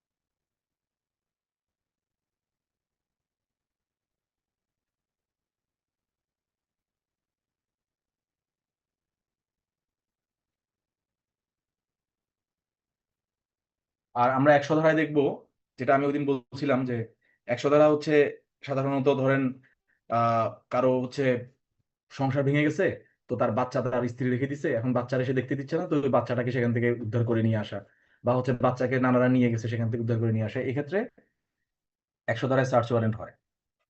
এই 100 ধারা সার্চ ওয়ারেন্টটা দিতে পারে কে, কে দিতে পারে দেখেন, আমার ল্যাপটপে অনেক সমস্যা করতেছে। কে দিতে পারে এটা, মেট্রোপলিটন ম্যাজিস্ট্রেট, এক্সিকিউটিভ ম্যাজিস্ট্রেট এবং কি ফার্স্ট ক্লাস ম্যাজিস্ট্রেট।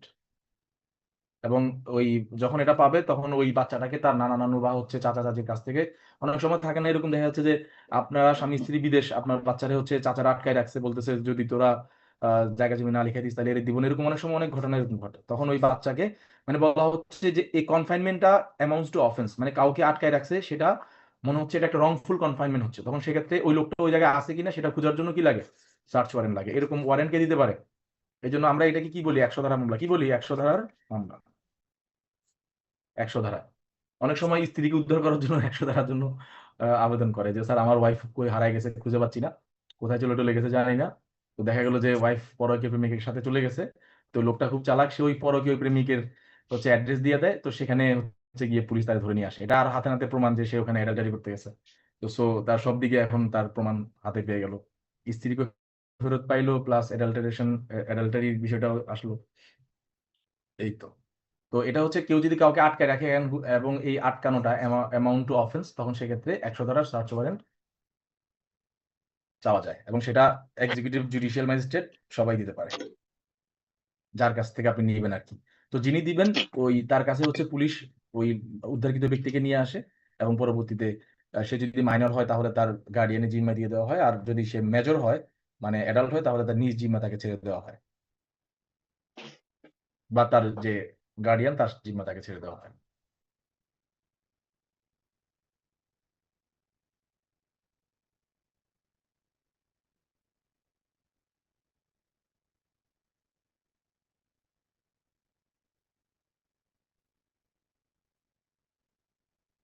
আমরা যেটা দেখছিলাম যে কাউন্টারফিটিং কয়েনের ক্ষেত্রে, এই যে দেখেন, কেউ ধরেন ডকুমেন্ট জাল করতেছে, হ্যাঁ, বা কোনো স্ট্যাম্প ফোর্জ করতেছে, সেক্ষেত্রে সে যে কোনো মানে পুলিশ অফিসার চাইলেই ওই জায়গাটা সার্চ করে সেখানে কোনো ধরনের পূর্ব অনুমতি ছাড়াই সেখানে তিনি সার্চ করতে পারবেন, যদি মনে হয় যে এখানে এই ধরনের কারবার চলছে। সেগুলো বলাই হয়েছে এখানে, যে counterfeiting coins, stamps, forge document, false seals, এরকম। কারণ যদি অনুমতি আনতে চায় সেক্ষেত্রে কিন্তু দেখা গেল তারা ওখান থেকে পালা যেতে পারে।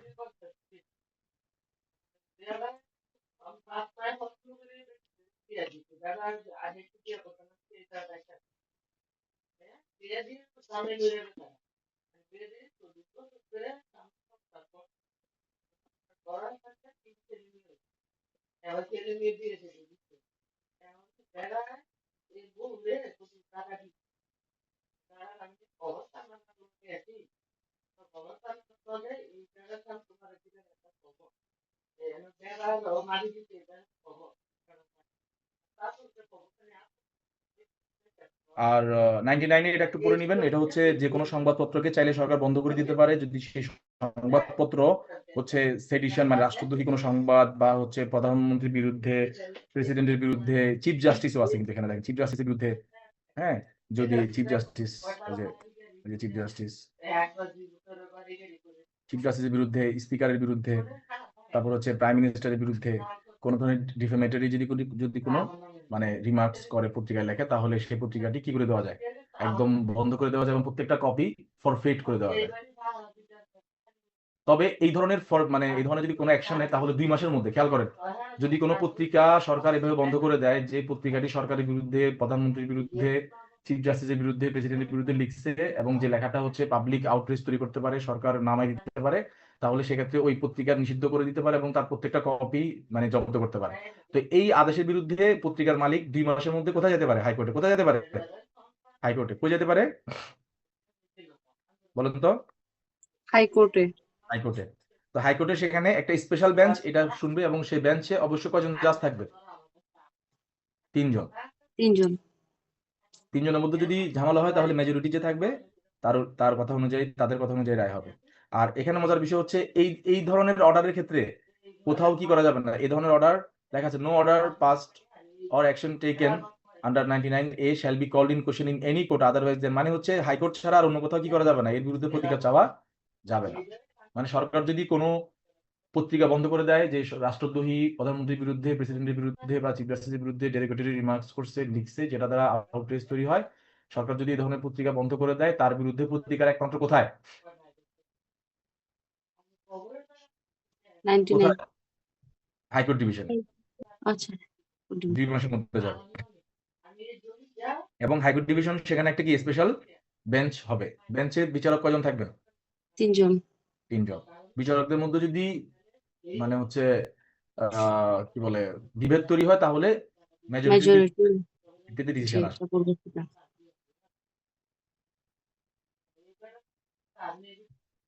তারপরে আমরা চলে যাব হচ্ছে 106 আবার 105টা খুব মানে অত ইম্পর্টেন্ট না, মানে হচ্ছে জুডিশিয়াল ম্যাজিস্ট্রেট বা হচ্ছে এক্সিকিউটিভ ম্যাজিস্ট্রেট চাইলে তাদের সম্মুখে মানে তাদের উপস্থিতিতেও কোনো জায়গা সার্চ করার জন্য আদেশ দিতে পারে। আর 106 আপনারা দেখে নিন, এটা হচ্ছে জাস্ট হচ্ছে শান্তি রক্ষার জন্য মুচলেখা, হ্যাঁ, বন্ড দেয়। এবং খালি মনে রাখবেন যে 106 এর বন্ড যেটা আছে এটা কে কে আদেশ দিতে পারে, এটা এক্সিকিউটিভ ম্যাজিস্ট্রেট অথবা ডিস্ট্রিক্ট ম্যাজিস্ট্রেট। কে দিতে পারে? এক্সিকিউটিভ ম্যাজিস্ট্রেট অথবা ডিস্ট্রিক্ট ম্যাজিস্ট্রেট। ডিস্ট্রিক্ট ম্যাজিস্ট্রেট নিজে কিন্তু কিন্তু একজন কি এক্সিকিউটিভ ম্যাজিস্ট্রেট। ক্লিয়ার? তো পরীক্ষায় যেটা থাকে ওইটাই দিবে। যদি থাকে ডিস্ট্রিক্ট ম্যাজিস্ট্রেট এবং এক্সিকিউটিভ ম্যাজিস্ট্রেট, অবশ্যই সেখানে ক এবং খ থাকবে, উভয় থাকবে, কারণ যারা প্রশ্ন করেন তারা এতটা বোকা না। এটা মূলত সিকিউরিটিটা নেওয়া হয়, মানে মুচলেখা বলে আর কি, মুচলেখা নেওয়া হয় গুড বিহেভিয়ারের জন্য, যে তোমাকে 2 বছরের জন্য মুচলেখা দিলাম, 2 বছর তুমি ভালো বিহেভিয়ার করবা। এই ভালো বিহেভিয়ার যদি তুমি না করো তাহলে সাজা হবে 3 বছর। কয় বছর? কেউ যদি মুচলেখা ভায়োলেট করে সাজা কয় বছর? 3 বছর। সাজা 3 বছর। সেটা আসতেছে সামনে, আপনারা দেখে নিন। আমার ল্যাপটপটা ভাইরাস ঢুকে স্লো হয়ে গেছে, এটা কালকে ঠিক করবো, ঝামেলা হচ্ছে।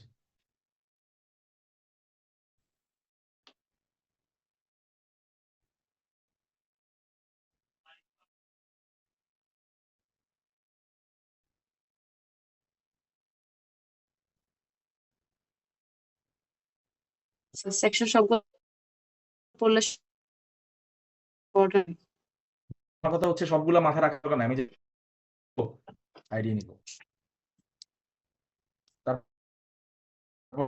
যে ধরেন কেউ তাকে মুচলেখা দিল এবং তাকে বললো ভালো সমস্যা করছি, পাবলিক রাস্তাঘাটের উপরে কেউ বালি ফেলে রাখছে, রাস্তাঘাট অবস্থান করে রাখছে, কাউকে আসতে দিচ্ছে না, রাস্তার উপরে আপনারা এগুলো সরান, এই টাইম দিলাম, এই টাইমের মধ্যে যদি সে না সরায় তাহলে কি জি।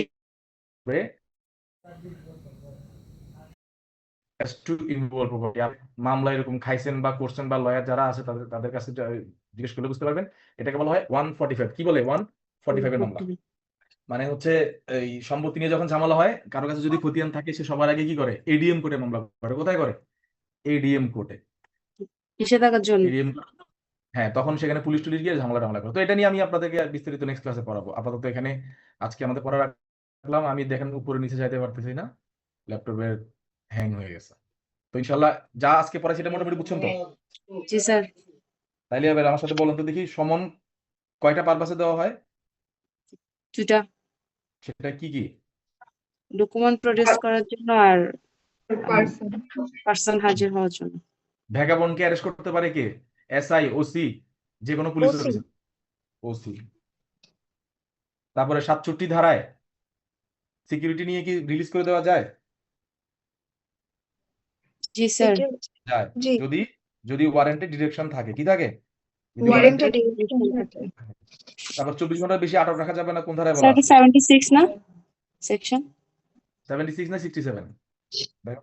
76 স্যার। 76, ওকে, ঠিক আছে। তারপরে হচ্ছে আর একটু ধরি আপনাদেরকে, কারো সম্পত্তি যদি অ্যাটাচ করা হয় তাহলে সেখানে যদি কোনো থার্ড পার্টি থাকে তাহলে সে কয় মাসের মধ্যে সেটা ক্লেম করতে পারবে? 6 মাসের মধ্যে। 6 মাসের মধ্যে ক্লেম করতে পারবে। তার ক্লেমটা যদি ডিসঅ্যালাউ হয় তাহলে সে সিভিল কোর্টে মামলা করতে পারবে কয় মাসের মধ্যে? কয় বছরের 1 মধ্যে? ইয়ারের মধ্যে 1 ইয়ারের মধ্যে আর যার সম্পত্তি অ্যাটাচ করা হয়েছে সে কয় বছরের মধ্যে তার সম্পত্তি ব্যাক চাইতে পারবে? 2 বছরের মধ্যে। বছরের মধ্যে। সরকার চাইলে কয় মাসের মধ্যে সম্পত্তি সেল করে দিতে 6 পারবে? মাসের মধ্যে সেল করে দিতে পারবে। Very good, very good. সমন দেওয়ার পাশাপাশি ওয়ারেন্ট দেওয়া যায়? দেওয়া যায়। চাই দেওয়া যায় যদি যদি দেখা যায় যে সে পালায় যাওয়ার মনে সম্ভব। করে। হুম।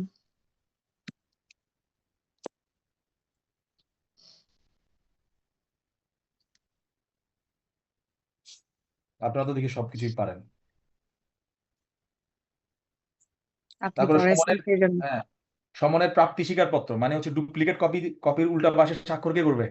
যে সমন পাইছে সে। সে। ঠিক আছে।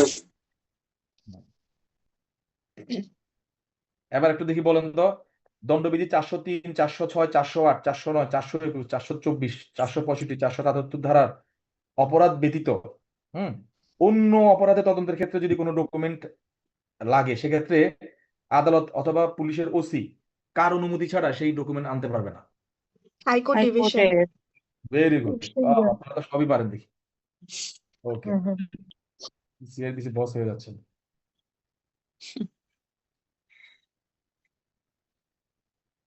এভাবে বললে তো মাথা থেকে কিছুই যাবে না যা দেখতেছি।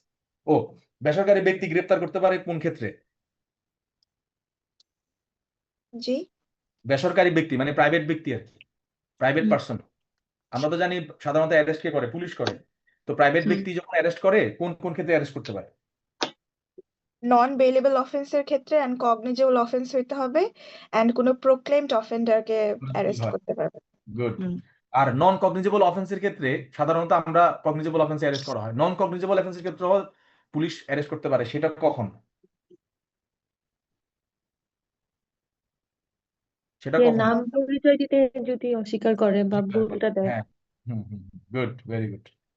আর ম্যাজিস্ট্রেটের সামনে যদি কোনো অফেন্স করে অথবা ম্যাজিস্ট্রেট যদি কোনো অপরাধীকে তার সামনে যাইতে দেখে, তখন দুইজনকেই মানে দুই ক্ষেত্রে তিনি কি করতে পারেন? অ্যারেস্ট করতে পারবে। হুম। দেখেন বিজিএস 2008 এই কোশ্চেনটা চলে আসছে যে নন কগনিজেবল অফেন্সের ক্ষেত্রে একজন ব্যক্তিকে অ্যারেস্ট করা যায়, এটা কোন ধারায় বলা আছে? 57 কোথায় বলা আছে? 57। 57 ধারা। এটা মনে রাখবেন, ওই যে ডিজিটাল সিকিউরিটি অ্যাক্ট ছিল না আমাদের একটা আগে, খুব খতরনাক ছিল, ভয়ঙ্কর। ওটা একটা ধারা ছিল, নাম ছিল 57 ধারা। কি ধারা? 57 ধারা। মানে কোনো কিছু করলে লিখলে ওরা ধরে নিয়ে আসতো। তো ওইটা দিয়ে মনে রাখবেন যে 57 ধারা এত বিস্তৃত যে নন কগনিজেবল অফেন্সের ক্ষেত্রে কি করা যায়? অ্যারেস্ট করা যায়। Very good. আর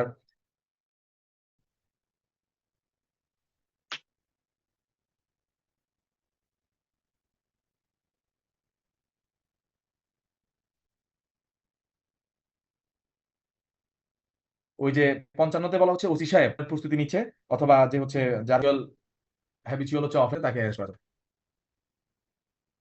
ওকে, মোটামুটি এখানেই কভার হয়ে গেছে আমাদের। ইনশাআল্লাহ নেক্সট ক্লাসে দেখা হবে, ঠিক আছে?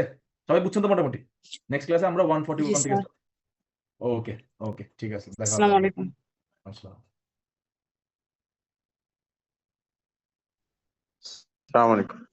আসসালাম।